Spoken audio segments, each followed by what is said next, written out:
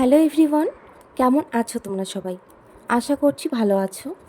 তো তিথি রান্নাঘরে তোমাদের জানাই স্বাগত। আজকে আমি তোমাদের একটি সহজ নিরামিষ রেসিপি নিয়ে এসেছি। রেসিপিটি হলো আলু দিয়ে সজনে ডাঁটার ঝোল। রান্না করতে আমি ব্যবহার করছি সজনে ডাঁটা, 3টি আলু, একটি টমেটো। হয়তো তোমরা অনেকেই আলু দিয়ে সজনে ডাঁটার ঝোল খেয়েছো, কিন্তু আমি যেভাবে রান্না করছি সেভাবে একদিন রান্না করে খেও, দেখবে টেস্ট একদম মুখে লেগে থাকবে। তো আমি প্রথমে সজনে ডাঁটাগুলো জলে কেটে রাখছি, তারপর একে একে আলু টমেটোগুলো কেটে নেব। বলতে গেলে এটাই আমার চ্যানেলের ফার্স্ট ভিডিও। তো কেমন লাগে ভিডিওটা তা কমেন্টে অবশ্যই জানিও। ভিডিওটি স্কিপ না করে শেষ পর্যন্ত দেখো এবং সকলেই আমার পাশে থেকো। তোমরা দেখতেই পাচ্ছ একে একে আমি সব সবজিগুলো কেটে নিচ্ছি। তোমরা আমাকে অবশ্যই কমেন্ট বক্সে জানিয়ে যেও এরপর তোমরা কী কী রান্নার ভিডিও দেখতে চাও। তো আমি চেষ্টা করব তোমাদের সেই রেসিপিগুলো আমি একে একে রান্না করার। আমি এখন রান্নার জন্য কড়াই চাপিয়ে দিলাম। কড়াইয়ে একটু জল আছে, সেটা শুকিয়ে যাওয়া পর্যন্ত অপেক্ষা করব, কারণ জলটা না শুকিয়ে তেল দিলে তেল ফুটে কিন্তু হাতে পায়ে পড়বে এবং তাতে ফোসকা পড়ে যাবে।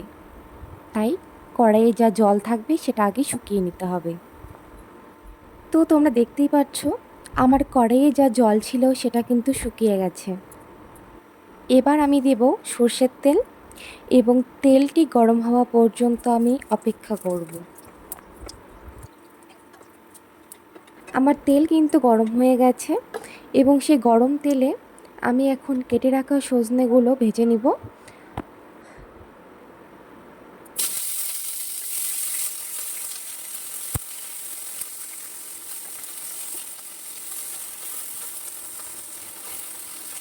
সজনে ডাঁটাগুলো ভাজা হয়ে গেলে আমি এখন নামিয়ে নেব।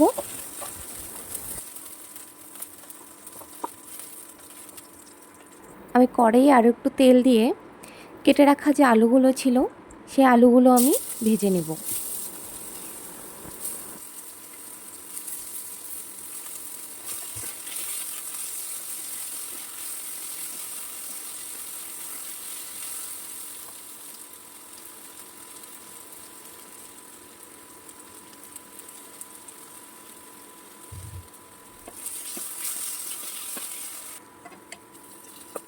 আমার আলু ভাজা হয়ে গেছে, এখন আমি সেটা নামিয়ে নেব।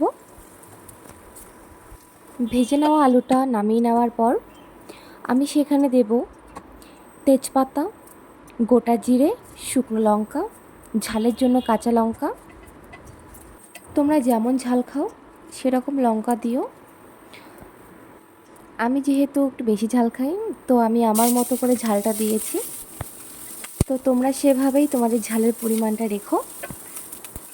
এখন আমি কাঁচা লঙ্কাটা ভালো করে ভেজে নিচ্ছি। এখন আমি কেটে রাখা টমেটোগুলো ভালো করে ভেজে নেব।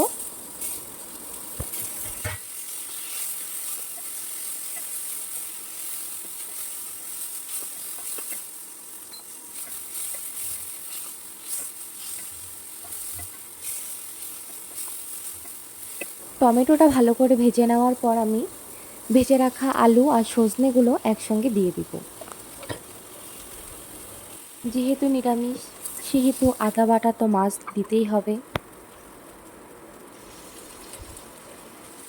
তাই আমি আদা বাটা দিয়ে দিলাম। এখন দিয়ে দেব হলুদ গুঁড়ো, স্বাদ মতো নুন। কালারটা যাতে ভালো আসে তার জন্য আমি দিচ্ছি লঙ্কা গুঁড়ো, সাথে দিচ্ছি জিরে গুঁড়ো। তারপর দেখছো ভালো করে ঘাঁটতে হবে। ভালো করে ঘেঁটে নেওয়ার পর তারপর দিয়ে দিচ্ছি জল, যাতে সেদ্ধটা ভালো করে হয়। জল দেওয়ার পর ঢাকনা দিয়ে রাখতে হবে।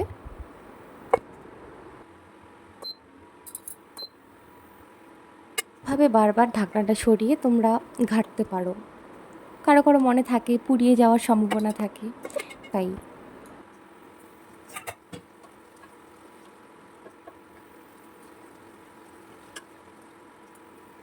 তো আমার সবজিটি সিদ্ধ হয়েই গেছে বলতে পারো। তো আমি এখন টেস্টের জন্য দেব ধনেপাতা কুচি আর কি বলো তো, ধনেপাতা যদি আমি পাই না তাহলে আমি সব সবজি দিই, কারণ ধনেপাতা আমার খুবই ভালো লাগে। যদি ধনেপাতা পাই তবেই দিই, না পেলে দিই না। এখন আমি দিয়ে দিব গরম মশলা।